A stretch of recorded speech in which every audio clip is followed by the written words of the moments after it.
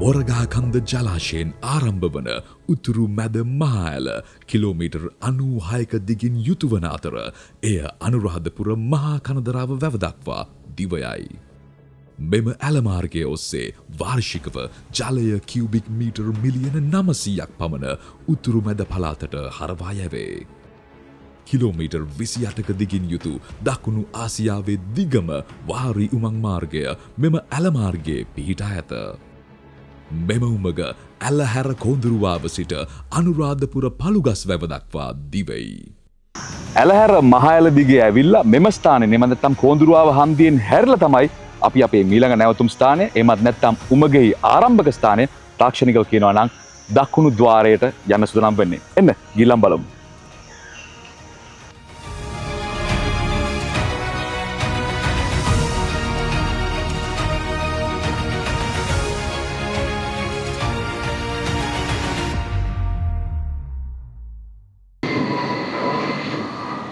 ආරක්ෂාව කියන්නේ ඔබ දැනුවත් වුණා වගේම මෙවැනි විශ්ව ව්‍යාපෘතියක මූලිකම අංගයක්. ඉතින් අපිත් ඒ ආරක්ෂක විධිවිධාන වලට ඒ අනුව අනුකූල වෙනවා.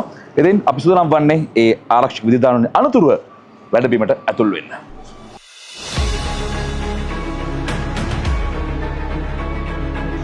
හොඳයි, දැන් අපි ඇවිල්ලා ඉන්නේ පොළොන්නරුව ඇලහැර කෝඳුරුවාවේ පිටා ඇති උතුරු මැද මහඇල ව්‍යාපෘතියේ උමගෙහි දකුණු ద్వාරය වෙතටයි. මම දැනගන්න කැමති ඔබතුමන්ගෙන් මොකක්ද මේ දකුණු ద్వාරයේ තියෙන විශේෂත්වය කියලා? ඔව්, උතුරු මැද මහඇල ව්‍යාපෘතියේ දකුණු උමන් ద్వාරය කියලා කියන්නේ අපි අතර මේ උමගේ ආරම්භක ස්ථානය. ඉතින් මේ ස්ථානය මොරගහකන්ද ජලාශයේ ඉඳලා කිලෝමීටර් 27.7ක් පහළ ප්‍රදේශයෙන් තමයි පිටා තියෙන්නේ.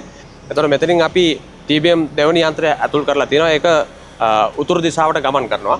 එතකොට උතුරු දිශාවෙන් ඒ කියන්නේ අනුරාධපුරයේ පළුගස්ස ප්‍රදේශයෙන් අපි TBM පළවෙනි යන්ත්‍රය ඇතුල් කරලා තියෙනවා. එම පළවෙනි යන්ත්‍රය දකුණු ద్వාරයේ දෙසට ගමන් කරනවා. හොඳයි, මම දැන් මේ සජීවීව නරඹමින් සිටින්නේ කොහොමද මං කනන යන්ත්‍රයේ කැණීම් සිදු වෙන්නේ කියන එක සහ ඒ අතර වාරයේ කොහොමද මේ වැඩබිමෙහි ව්‍යාපෘතියේ වැඩකට සිදු වෙන්නේ කියන එක. ඉතින් මෙහෙයුම් මැදිරියෙන් තමයි අපි මේ සියලු දේම පිළිබඳව දත්ත සහ තොරතුරු ලබා ගන්න. ඉතින් අපි බලමු කොහොමද මේ මෙහෙයුම් මැදිරියේ වැඩකට සිදු වෙන්නේ කියලා. Okay, the first thing I need to say, in this control room, we cannot operate the TBN. The TBN only can be operated for the operator in the control room of the TBN. But this room is very helpful to us because allow us, the people is sitting here, to check what is ongoing in the TBN. Here, also, we have a CCTV camera, and we can see what is happening in the northern star shaft in many places through the TBN.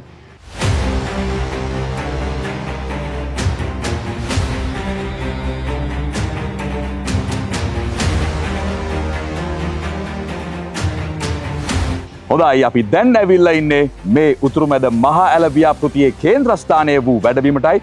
පළුගස් වැව අනුරාධපුර පිට ඇති මේ වැඩබිමේ තත්ත්වය අපි අපේ ඇස් දෙකින් දැක බලා ගමු.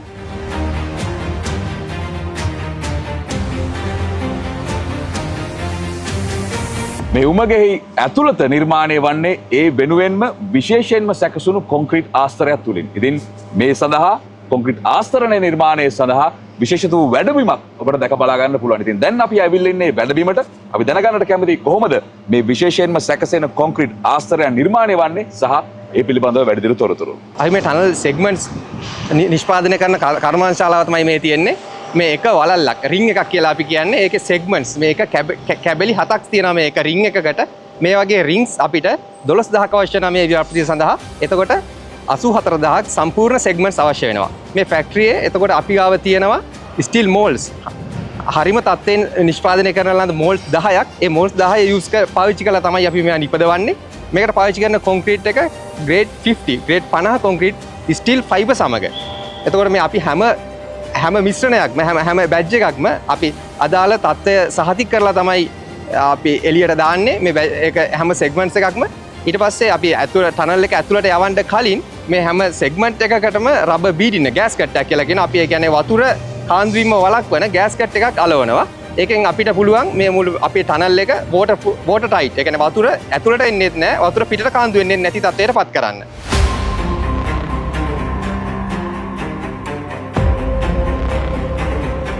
This is a segment manufacturer factory. Here we have divided into several areas, include concrete production, rebar processing, concrete casting, coring, and the storage area. This factory, we total have 120 local laborers. They are trained and responsible for all the activities, and all the activities are monitored and recorded. මෙම වැඩදිම තුළ දිවා රාත්‍රී ක්‍රියාත්මක අකණ්ඩ විදුලි සැපයුම් ඒකක යන්ත්‍රාගාර ගබඩා සංකීර්ණ කාර්යාල පරිශ්‍රම මෙන්ම විශාල උමං පිවිසුම් ද්වාරයක්ද ඉදිකර ඇත. මේක විශාල ආවාටයක්. මේකෙන් තමයි සියලුම සැපයුම් කරන්නේ අපේ උමග කැවීම සඳහා. මේක විශ්කම්භය වෙනවා මීටර් 26ක්. මේක ගැඹුර තියෙනවා මීටර් 24ක්.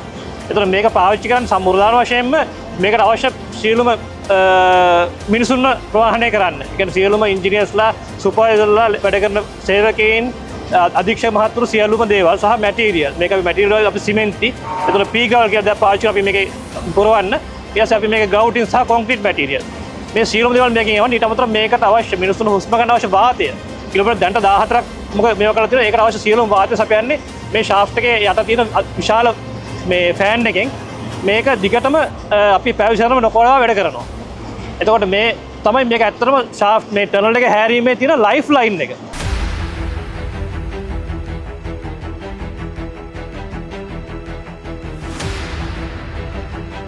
හොඳයි අපි දැන් මේ සිටින්නේ උතුරු ద్వාරය ඇතුළත. මට පිටිපස්සෙන් මෙන්න මේ දොරටුවෙන් තමයි EBM යන්ත්‍රය ගැනීම ආරම්භ කරේ. ඉතින් EBM යන්ත්‍ර 1 සහ EBM යන්ත්‍ර 2 එකිනෙක මුල ගැහෙන නියමිතයි මේ ඔබක මැදදී. ඉතින් මෙම ස්ථානයේ පටන් EBM යන්ත්‍රය ඔබක ආරම්භක ස්ථානයට ගැනීම සිදු කරමින් යන ගමන්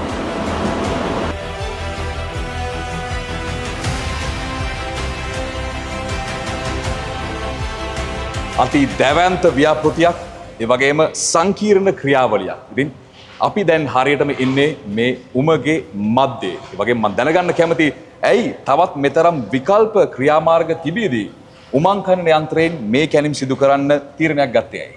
මේ උමග නිර්මාණය කරලා තියෙන වඩා සංවේදී පරිසර පද්ධතියක් හරහා තමයි මේ ඇල මාර්ගයේ ගමන් කරන්නේ. එතකොට මින්නේරිය ගිරිතලේ රක්ෂිතය, नेशनल पार्क එක මින්නේරිය, ඊට පස්සේ හුරුළු ෆොරස්ට් රිසර්ව් එක සහ මේ හබරණ ප්‍රදේශයේදී ගම්මාන කීපයක් යටින් තමයි මේ උමං මාර්ගය යන්නේ. ඒකට මේ කිලෝමීටර් 28ක් වගේ දිග උමං මාර්ගයක් සකස් කරනකොට ඒ සඳහා ඉදිකිරීමට සාමාන්‍ය සාම්ප්‍රදායික ක්‍රමය අපි පාවිච්චි කරොත් ඩ්‍රිලින් බ්ලාස්ටිං ක්‍රමයට ඒකට විශාල කාලයක් ගත වෙනවා. ඒකට මේ උමං කමින යන්ත්‍රයක් ගත්තාම මේ උමං කන්න යන්ත්‍රයේ දවසකට ඇඩ්වාන්ස් වෙන්න පුළුවන් රේට් එක මීටර 25ක් 30ක් වගේ නිසා මෙවැනි උමගක් ඉදිකිරීම සඳහා ටනල් බෝරින් මැෂින් එකක් තමයි තාමත්ම සුදුසු. ඒ වගේම සාම්ප්‍රදායික ක්‍රමයට ඩ්‍රිලින් බ්ලාස්ටිං කිරීම අපි කරා නම් ඇත්තටම මේ ඒකෙදී ශබ්ද දූෂණය සහ කියන්නේ පොළව කම්පන වෙන ප්‍රමාණය අපි ගත්තොත් ග්‍රවුන්ඩ් වයිබ්‍රේෂන් එක සහ නොයිස් එක ඉතාමත් ඉහළ මට්ටමක පවතිනවා. නමුත් උමං කන්න යන්ත්‍රයකදී මේ වගේ ගැටලු ඇත්තටම පැන නගිනවා අඩු. ඒ නිසා මතු පිට සිටින සත්තුන්ට සහ ජනාවාසවල ඉන්න මේ ජනපදිකයන්ට ඒක ලොකු සහනයක් වෙනවා.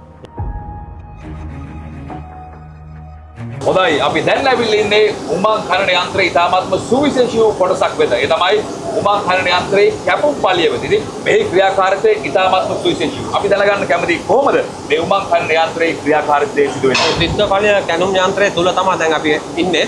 මෙම ස්ථානයේ ඉඳලා මීටර 25ක් පමණ දුරින් තමයි අපේ කැපුම් තලය පිටලා තියෙන්නේ. කැපුම් තලය විස්කම්භය මීටර 7.6කින් යුක්තයි. එතකොට මේ මැෂින් එකේ සම්පූර්ණ දිග මීටර 170ක් පමණ වෙනවා. එතකොට මේ ගැනීම සිදු කරනකොට කැපුම් තලයේ ක්‍රියාකාරීත්වය වෘත්තාකාරව ගමන් කරන්නේ. එතකොට එහි කැපුම් තල 54ක් තියෙනවා. කැපෙන ගල් කැබිලි ඊට පස්සේ කටර එකේ අතේ කැපුම් තලයේ තුල එතනම තියෙනවා එකතු කරගන්න බකට් ඒ තුලට ඒවා ගල් ඇතුළලා ඒ තුලින් පස්සේ මේන් කන්වේ බෙල්ට් එක තියෙනවා ඒ කන්වේ බෙල්ට් එකට ඇතුළලා ගල් කැප අපි මොකෙන් එළිය දක්වා ගමන් කරනවා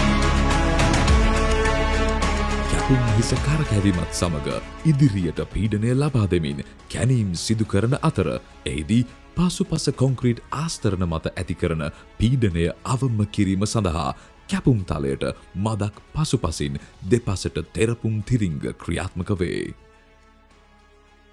කොටස් වශයෙන් කැනීම් අවසන් වූ පසු කොන්ක්‍රීට් ආස්තරණ සවිකිරීම සිදුවේ. මෙසේ ක්‍රමක්‍රමයෙන් යන්ත්‍රය ඉදිරියට ගමන් කරයි. කෙසේ වෙතත් කැනීම් සිදුවන පාෂානස්තර සැමවිටම ඒකාකාරී නොවේ. මේ ඔබ ඉන්න තැන මේ පේන්නේ අපි ඉදිරියට විදලා බලනවා මීටර් 40ක් විතර පොළවේ තත්ත්වය කොහොමද කියලා. ඒකෙන් ඇතුලේ වෙන පාෂාණ තට්ටුව කොහොමද? ඒ වගේ තියෙන වතුර තත්ත්වය කොහොමද? ඒ සියල්ලම අධ්‍යයනය කරනවා. ඊට පස්සේ මේ අපේ ප්‍රොෆයිලින් රිසර්ච් වලින් ඉස්සරහා වතුර තියෙනවා. නැත්තම් ඉස්සරහා ලොකු කුහරයක් තියෙනවා වගේ එකක් දැනගත්තොත් අපිට මේකේ තියෙනවා ප්‍රොෆයිලින් කරන්න සිදුරු 18ක්. ඒවා පාවිච්චි කරලා මේකට සිමෙන්ති පම්ප් කරලා ඒ එන වතුර තත්ත්වය අඩු කරගන්න. එහෙම නැත්නම් භූමියේ ස්ථායීතාවය වැඩි කර ගැනීමේ හැකියාව මෙම කලින යන්ත්‍රය සතු වෙනවා.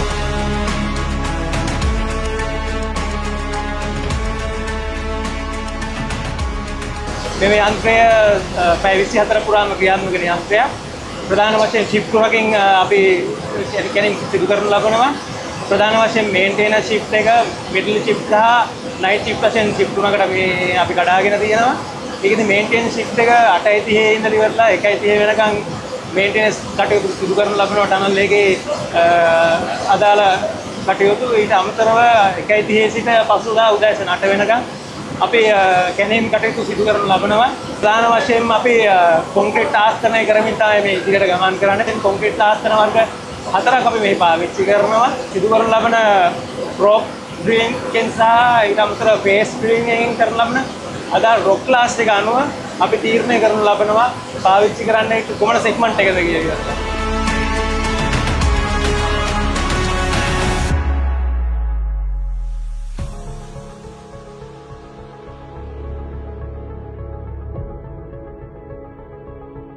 අපි දැන් ඇවිල්ලා ඉන්නේ මෙහෙයුම් මැදිරියට.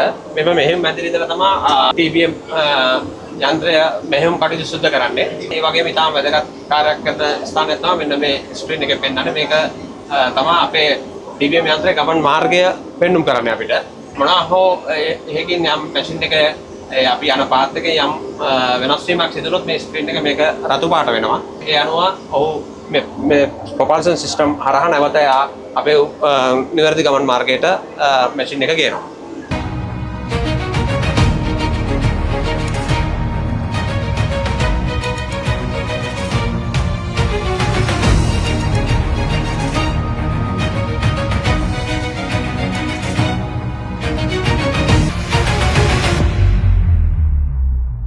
කිලෝමීටර් 28ක් දිග වූ මේ භූගත උමං මාර්ගයේ ගමන් කරද්දී ඒ ගමන් කරන්නේ පොළොව අභ්‍යන්තරයෙන්. ඉතින් පොළොව අභ්‍යන්තරයෙන් ගමන් කරද්දී එහා අපිට එකතු වන ඉවත් වන ද්‍රව්‍ය ඔබට දැක බලා ගන්නට පුළුවන්. අපි දැන් සූදානම් වන්නේ සොයා බලන්නට කුමක්ද මේ ඉවත් වන ද්‍රව්‍යත් සමග අපි කරන්න බලාපොරොත්තු වෙන්නේ කියන එක. ඇත්තටම මේ වෙනකොට අපි මීටර් කියුබ් 15000ක විතර මේ උමං කැණීම් වලින් ඉවත් වන ද්‍රව්‍ය අපේ බාහිර ගැලුම් කරන විතර නිකුත් කරලා තියෙනවා. එතනදී අපි මේක පාවිච්චි කරන්නේ දැන්ටමත් ගොඩ කිරීම කටයුතු සඳහා වන අම්ද්‍රව්‍යයක් විදිහට තමයි අපි දැන්ට මේක දෙන්නේ. ඊට අමතරව අපි මේක අනිකුත් කන්ස්ට්‍රක්ෂන් එක කියන්නේ අපි ඉදිකිරීම කටයුතු වලට අදාළ වෙන මොන හරි පාරාමිතික දේවල් තියෙනවද කියලා අපි මේ දවස්වල පරීක්ෂණ පවත්වාගෙන යනවා. සහ අපිට තව යෝජනා ඇවිල්ලා තියෙනවා මේකෙන් වැලි විසරණය කරගන්න පුළුවන් කියලා. ඒ වගේ දේවල් ගැනත් අපි මේ වෙනකොට අධ්‍යයනය කරමින් පවතිනවා.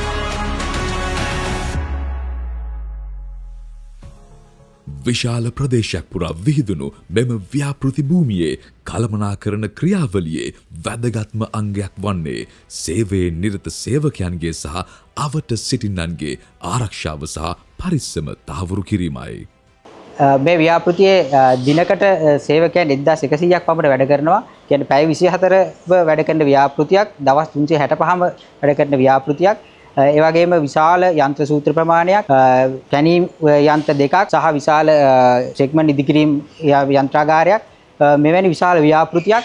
ඒතකොට මේ ව්‍යාපෘතියේ විශේෂයෙන් සේවකයන්ගේ සාවට සිටින සහ පිරිසගේ සහ මේ යන්ත්‍ර සූත්‍රවල මේ පරිසරයේ ආරක්ෂාව පිළිබඳව අපිට විශාල කැපකිරීමක් කරන්න සිදු වෙලා තියෙනවා. ඊට අමතරව උමග ඇතුලේ විශේෂයෙන් පිට තියෙනවට වැඩිය අනතුරු තියෙනවා. මොකද ඔක්සිජන් අඩු වෙන්න පුළුවන්, කාබන් මොනොක්සයිඩ්, කාබන් ඩයොක්සයිඩ් වැනි වායුන් නැති වෙන්න පුළුවන්, මීතේන් වැනි මේ සඳහා වැඩසටහන් ක්‍රියාත්මක කරලා තියෙනවා. උමග ඇතුලේ සෑම වැඩමුළුවක් සඳහාම කියන්නේ වායුන් පරීක්ෂා කරනවා.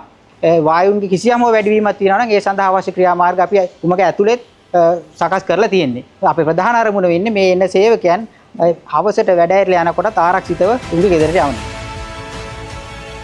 කිලෝමීටර් 28ක දිගින් යුතුව ඉදිවන මේ සුවිසල් උමං මාර්ගය තවත් සියවස් ගණනාවක ශාක සහ මානව ජීවිත ජලයෙන් සුපෝෂණය කරමින් නව වාරි ශිෂ්ඨාචාරයක මං පෙත් විවර කරනු ඇත.